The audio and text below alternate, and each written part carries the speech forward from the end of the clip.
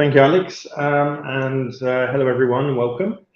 So yeah, rusty container ships. I will try to explain what it means. So a rough agenda, I'll give you a bit of context, explain a problem that we were trying to solve here at Every Matrix, how we solved it, what we learned, and what I hope maybe you might learn as well, fingers crossed. So let's get started then. A bit of context. So first of all, me. Hi, my name's Tim. I've been a computer nerd since the 1980s, thanks to Commodore, and also a networks nerd, thanks to bulletin boards and dial-up networking. But then I became a Unix and embedded engineer and found myself in the online betting and gaming industry. Since '99, and here in Bucharest, beautiful springtime Bucharest, since 2015 as group architect here at Every Matrix. You can see my blog address and an email address that if anyone has any questions that they want to ask after the presentation, please feel free to get in touch or write your questions in the webpage, and Alex will read them to me at the end. Before I carry on, I'm slightly worried this might be a tough crowd. That was an excellent presentation by Josh on Java and Spring and Java and Kubernetes, and I'm going to talk about something else, not Java-based. I should say in advance, I love Java. My first ever Java professional job was in '98, and I've been using it ever since, and I think it's a fine language. But I'm going to talk a little bit about one of the alternatives. So bear with me, but hopefully it'll be interesting. So I mentioned I'm group architect at Every Matrix. So I think it's worth describing what we do at Every Matrix because it puts into context this problem that we had to solve.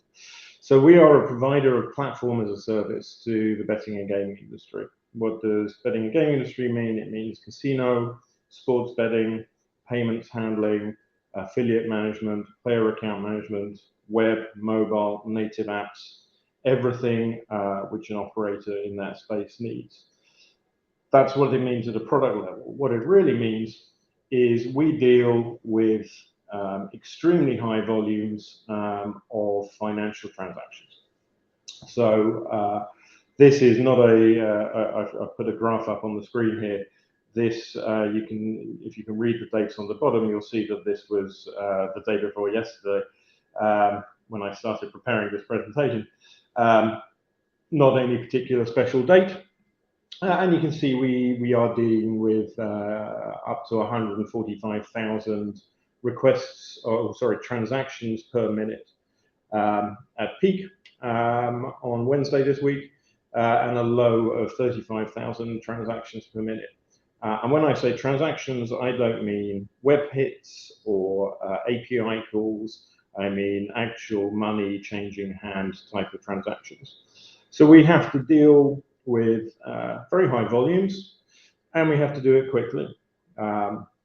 Typically in the order of 100 milliseconds, but there is constant pressure from ourselves and from our customers to reduce that even lower. And we talk in terms of 99th percentile, but 99.9th percentile when we are setting these targets. So we are aiming not just for the average to be below 100 milliseconds, but for every transaction to be below 100 milliseconds.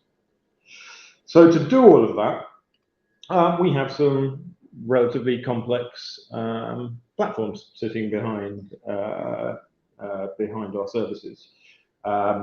We have, I think it's 20,000 cores in our data center, and the extremely large, mostly .NET, mostly Java application infrastructure deployed on that. So that's all the stuff that we're good at, that we know how to do. We are pretty good now at asynchronous and event-oriented architectures. We're pretty good at horizontal scaling and using zero shared states to achieve that. We use a lot of microservices. We develop and deliver APIs at scale. We develop web, mobile, native front ends. And of course, to achieve all of this, we are huge believers in Kubernetes. We've been using Kubernetes since 2015, which was in fact the year that it was released by Google. So I'd say we were fairly early adopters of Kubernetes, and we are strong believers. You've seen or heard in other presentations many of the advantages that Kubernetes can give you in your DevOps, and we are huge believers in that. But I actually don't want to talk about the stuff that we're good at and that we know how to do. I want to talk about the stuff that we didn't have a clue how to do. So, as with many of you in your roles, we had a problem. What was that problem? So what we didn't know how to do was, in short, the real world. I think this is probably something that many of us in our industry can share. But what do I actually mean by the real world? Well, what I mean by the real world is shops, physical buildings, cash, people holding money made out of paper and coins, people who want to write their bet on a little piece of paper and hand it over to a human being, more pieces of paper with their lottery ticket on. In short, we are brilliant at everything that is online, I like to think, or at least we strive to be. But when it came to a physical shop, if you wanted to offer casino or sports betting or gaming, at every matrix we didn't have anything to offer you. Now, this isn't a problem unique to us. In fact, the opposite problem tends to be true of the retail platform providers. They have everything they need to run a retail estate. The betting and gaming industry is literally hundreds of years old. And there are many providers in that space for the real world. But when it comes to online, they don't have the solution so much. So we have two worlds, online and the real world. And this is bad for players. We have within this industry, we talk a lot about omni-channel, as with most retail-facing industries. The idea that a customer should be your customer, whether they're online, on their mobile phone, in the physical shop, and you should be able to recognize them as the same customer to be able to give them special offers online based on their offline habits, and vice versa, a single account that's seamless. And really, this is something which we still have yet to see properly addressed, which is why we wanted to. So what would we need to be able to do to enter this kind of market? On the right of your screen, you'll see an extremely talented artist has drawn this diagram of what a typical retail outlet might look at. And what you'll see are physical devices. So terminals that you can stand up at and buy your lottery ticket or play a casino game or place a bet. Retail terminals that the staff will stand behind to accept your money and sell you your lottery ticket if you prefer to pay in cash, that sort of thing. And then various display screens spread around the shop which show the current offers which are available to the customers. So we need to switch from developing for the purely online world to developing for physical devices. And then on those physical devices, we need to talk to even more physical devices, ticket printers, machines that accept and count notes, RFID scanners for your loyalty card or your membership card or your credit card, barcode scanners for checking your ticket has won or not. This is all quite a different domain from the one which we are used to. And then furthermore, we need to be able to do this over a huge range of possible hardware, from big machines to handheld devices, machines with Intel or AMD or processors in them, to tiny machines with little memory and an ARM chip. And these will be deployed across hundreds, probably thousands of locations. And we have to be able to remotely deploy and remotely manage. So this was the problem, entirely outside our usual expertise. So anyone who's ever worked for an inspirational leader will know that there are no such things as problems, only opportunities. If you have worked for that inspirational leader, you'll probably also know that some opportunities appear to be insurmountable. But we unfortunately weren't allowed to get away with that, and so we had to set about as a technical team working out how can we step into this domain that is completely outside our comfort zone. So we came up with a solution. And I like to think I went back to my uni days to think about this. You know, my role now is as an architect rather than as a programmer so much. So I'm sure we all remember computation theory from university, the most fascinating of all the courses, apart from possibly relational database theory.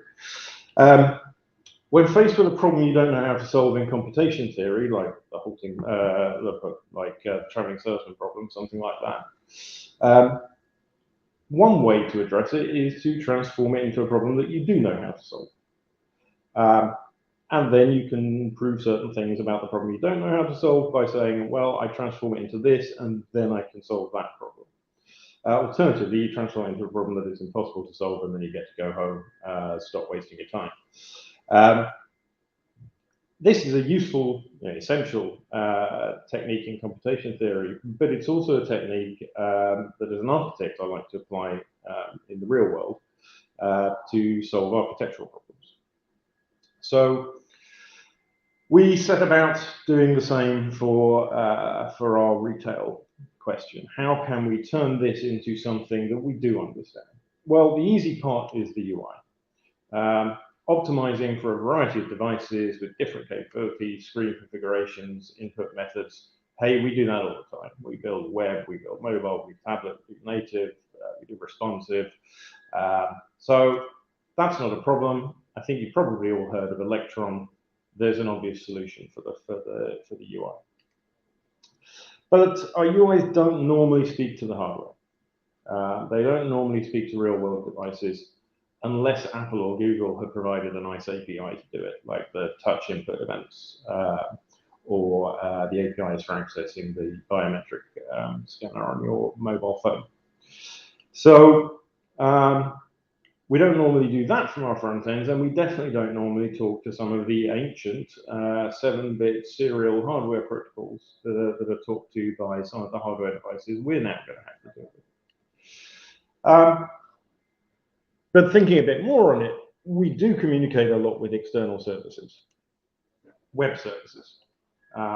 Some of them probably do have ancient 7-bit serial protocols hiding behind them, because we have to integrate with a lot of government services for things like taxation and checking people's identity. So that gives us an inkling that if we can hide the complexity behind web interfaces, we can actually use all of our online UI expertise in this scary thing we call the real world.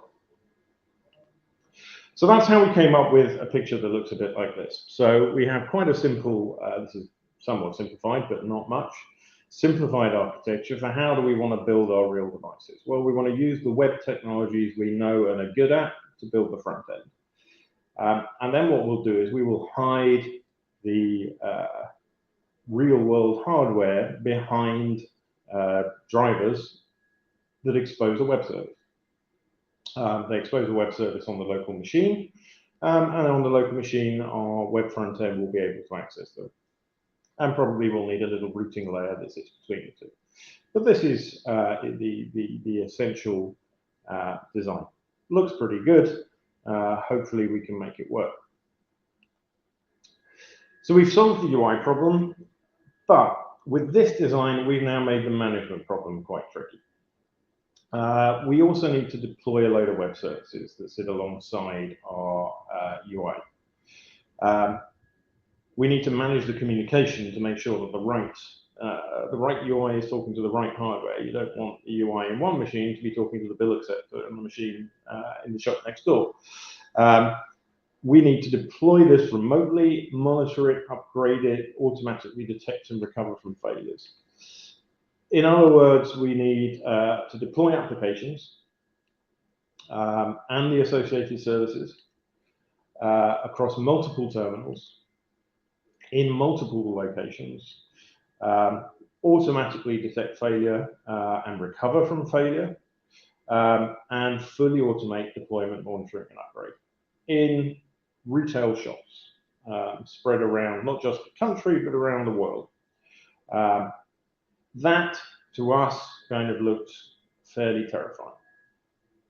But if I just change a couple of words, and this is reducing the problem from a problem we don't know how to solve. But if I scribble out a couple of words and change physical terminals to servers and multiple retail locations to data centers, we need to deploy applications and associated services across multiple servers in multiple data centers with automated failure detection, recovery, and fully automated deployment, monitoring, and upgrade. Well, that's what we use Kubernetes for. You'll have heard a lot of other people talk about Kubernetes. You will hear a lot more people talk about Kubernetes. If you're ever faced with this sort of problem, Kubernetes will solve it for you, and it will do it well. So that led us to our first revelation. Okay, we're not talking about servers and data centers. We're talking about shops and betting terminals. But let's do it with Kubernetes anyway. Containerize everything, manage with Kubernetes.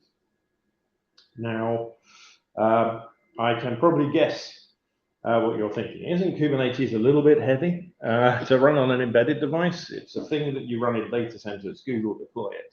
It's not something that you run in your local shop. Well, fortunately, there is a lightweight distribution of Kubernetes. It's called K3s. K3s because it's half the size of K8s. And it wraps all the critical Kubernetes components up into a single binary. You have a full Kubernetes installation in a binary that is something like 50 megabytes. It even works on a Raspberry Pi, and I would strongly recommend anyone who's interested, go out, get yourself a Raspberry Pi, because they're about the only thing you can still get thanks to the chip shortage, and go install Kubernetes on it, or K3s, I should say, on it. K3s.io. It will take you 5 minutes and you can build your own Kubernetes cluster. But what about the containers? So we've got a lightweight Kubernetes, that's great, but we've just been listening to Josh talk about some of the challenges of getting Java VMs down to a smaller size. Lightweight K3s is great, but if we then deploy enormous containers on them, that's not so great. We use .NET and Java, like I said, love .NET and Java. They work great in our 20,000 core data center, but they really like to eat resources. GraalVM is a great starting point, and it will improve things, but it's all relatively recent. Managed runtimes are getting better in container environments, but there are other options.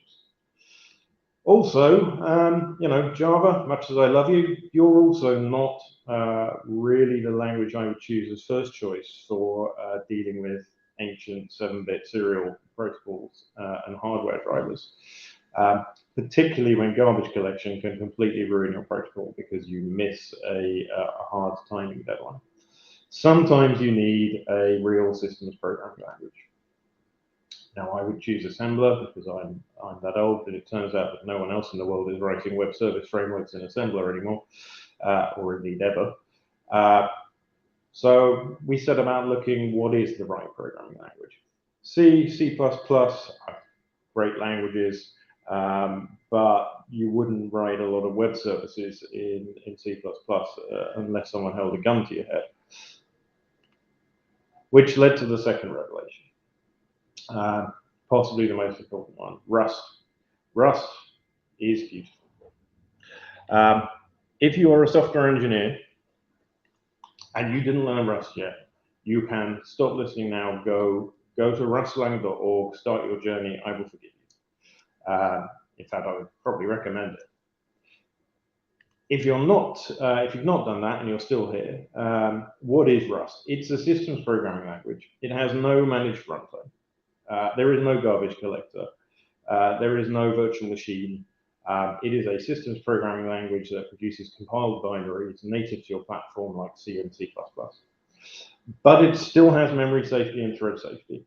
Instead of doing that at runtime through a managed runtime and a garbage collector, it guarantees those things at compile time.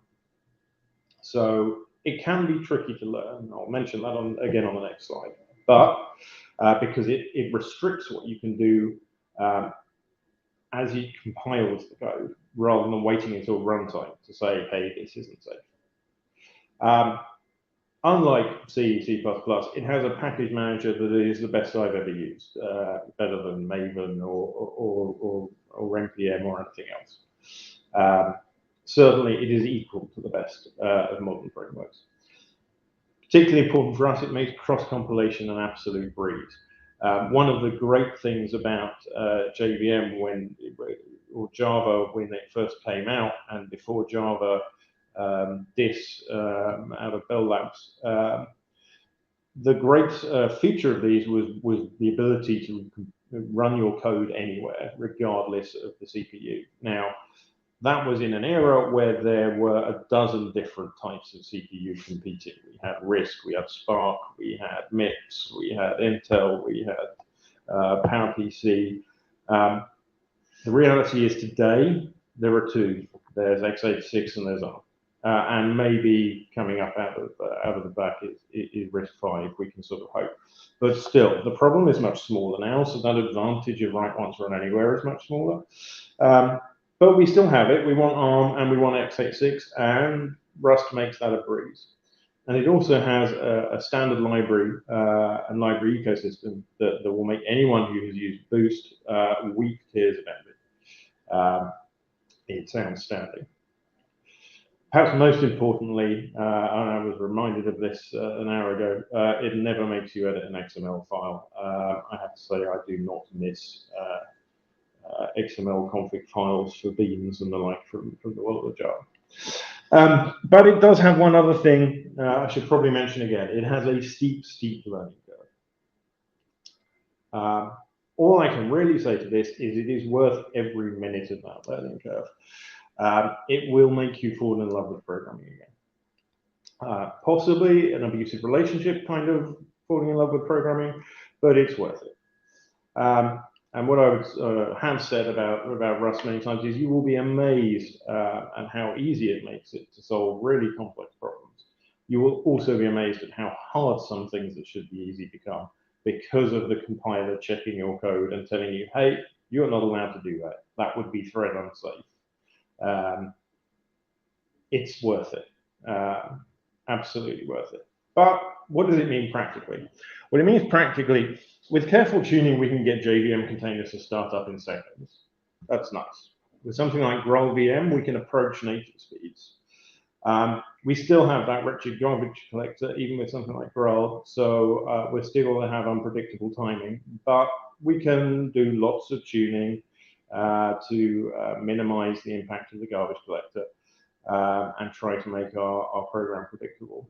Or we can write the same service in Rust, have instantaneous startup, native execution speed, no garbage collector to worry about, with no effort. So that was our essential theory. Everything will be in containers. The UI in Electron. By the way, speaking of overweight, Electron, damn, that is big, but that's another story. Everything else in Rust. Every retail location is a data center managed by Kubernetes. How did it work out? So this is what we did. We prototyped using a Raspberry Pi. built an extremely simple prototype to see, can we even get this stuff to run on the kind of hardware we need to target. Then we prototyped a bit more. Prototypes start to look slightly better, but still a bit rough and ready. But you can see we're starting to deal with barcode scanners and printers and NFC player cards, readers, and touch screens, and so on. And then after a bit more prototyping, we come to the real thing. I should say we didn't start bending metal and building the physical terminals. There is an excellent company here in Bucharest, EasyPay, who build these terminals, but everything on them is now on this one, is our platform. And essentially it works. We've got a variety of devices. We use Docker BuildX to build multi-platform images for everything which we do. We deploy to physical machines outside the data center using Kubernetes manifests. And these are completely standard Kubernetes deployment manifests.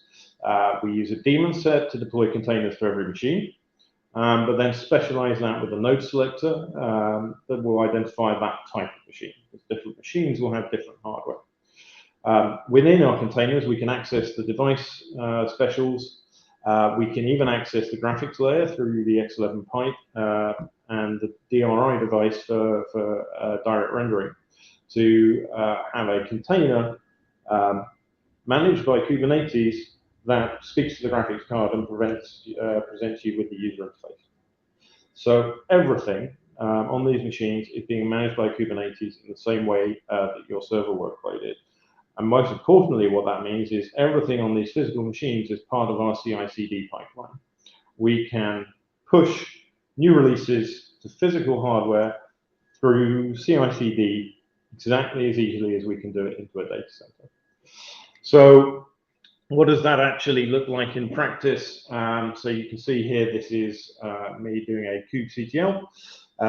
It's our test network, so most of the machines here are broken, but we've got one of them that's actually running. I can now do kubectl describe, take a look at what's running on that betting terminal. And what you're seeing here is a perfectly standard Kubernetes description of a deployment of each of those containers, one for the payment service, one for the card reader, one for the front end, and so on and so on and so on. So what am I going to do now? I'm just going to show you that I'm not completely faking this. I'm going to follow the logs of the cache service. Cache service is a component that is accepting notes. And you'll see Actix Web. Actix Web is an excellent Rust framework for building web services. So that's how you know this is written in Rust.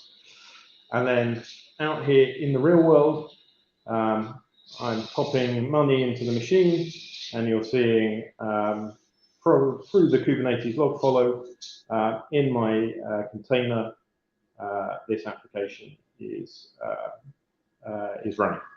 And if this application crashes, Kubernetes will restart it. If I need to upgrade it, Kubernetes will upgrade it. All the usual stuff that you would expect to get from a Kubernetes environment, but in the real world outside the data center.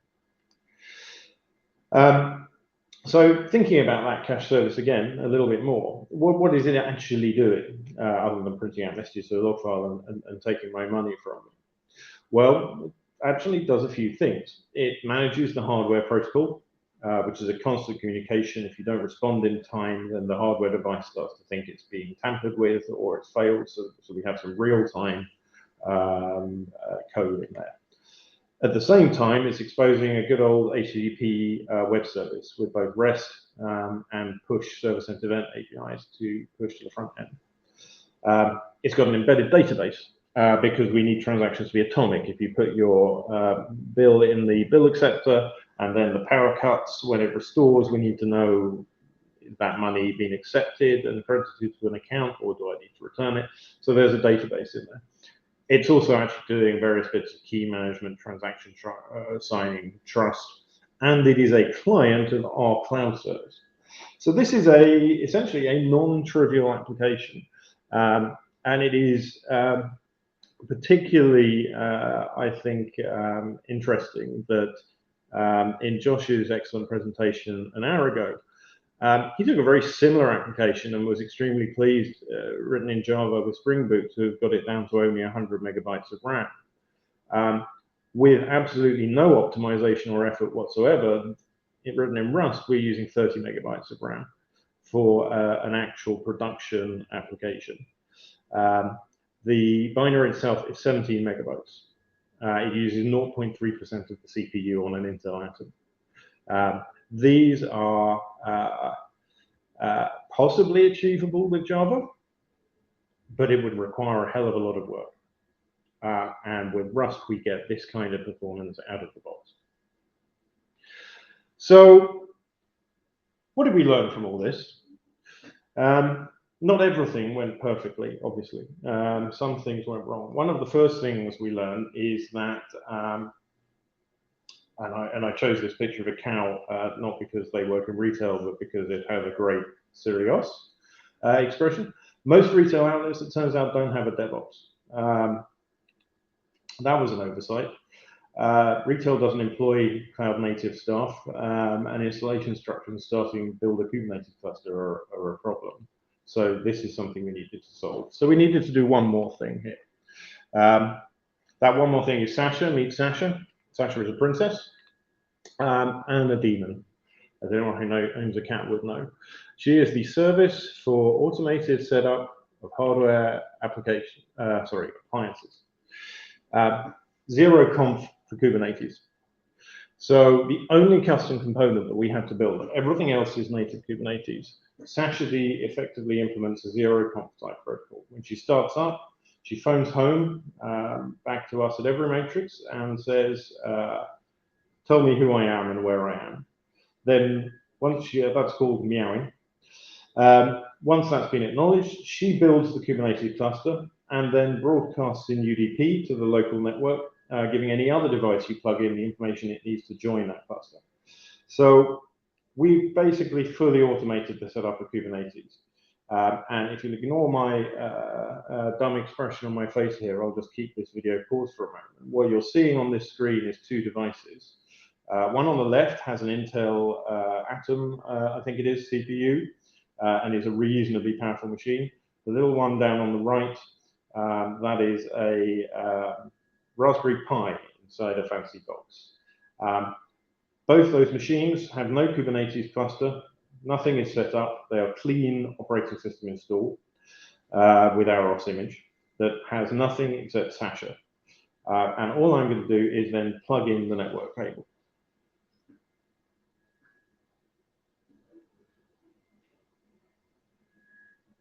So what's now happening is I plugged in the network. Sasha has noticed, hey, there's a network. She's phoned home to Everymatrix and said, who am I? Where am I? Our web service simply says you are a set of betting terminals, and this is where to go get your Kubernetes manifests from. That is it. Everything else then happens completely automatically. The Kubernetes, and you can see that the Intel machine on the left has already finished. It's loaded the UI, and all the other containers are deployed, not by Sasha, by Kubernetes. All Sasha did was build the Kubernetes cluster. The little Raspberry Pi, that takes a little bit longer. It's a tiny bit underpowered, but there you go, done. So from 0 to a Kubernetes cluster in 2 minutes, I'm guessing. So that was the first lesson. The second lesson really is, it is kind of surprising what you can do with a Raspberry Pi. They are quite impressive little bits of hardware. They have dreadful storage, but a really decent little CPU. And if you are getting into the world of ARM and building containers for ARM, one pro tip, shall we say, is the Docker on the Apple M1, and I'm using an Apple M1 here right now, is a hot mess of bugs, and you probably don't want to make your build process depend on it just yet. But it's really easy to set up a Raspberry Pi as a build server for building ARM, and then start building using Docker BuildX multi-platform images. you start doing it now, you'll be ready for the ARM-based server revolution in the cloud. But the most important lesson is this: lightweight containerized workloads are transformative. We love microservices and containers and orchestration and have used them for a long time. We hate containers that take seconds to start. We have these 99.9 percentile transaction requirements that have to be instantaneous, which means we need containers running just in case they get a request, which is a huge waste of resources. Garbage collectors that lead to unpredictable performance are hugely frustrating for debugging and identifying performance problems.